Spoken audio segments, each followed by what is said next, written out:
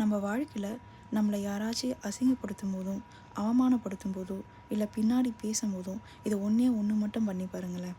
அமைதியாக இருங்க. அவங்களுக்கு போய் பதில் சொல்கிறதாலையோ இல்லை கோவப்படுறதாலையோ எந்த ஒரு பிரயோஜனமே இல்லைங்க. அது டோட்டலாக வேஸ்ட்டு தான். உண்மையை சொல்ல போனோன்னா நம்ம கோவப்படணும் அப்படின்றத எதிர்பார்த்து தான் அவங்க நம்மக்கிட்ட அவமானப்படுத்துகிறதோ இல்லை பின்னாடி பேசுகிறதோ இதெல்லாமே செய்யுது. நம்ம அப்படியே மீறி நம்ம எமோஷன்ஸை கட்டுப்படுத்த முடியாமல் ஏதாச்சும் ஒரு வார்த்தை 2 வார்த்தை கோவத்தில் பேசிக்கிட்டோம்னா, நீ ரொம்ப கோவப்படுற, நீ பொறுமையாக இருக்கணும், நீ பொறுமையாக இருக்க கற்றுக்கணுன்ட்டு நமக்கே சொல்லிட்டு போவாங்க.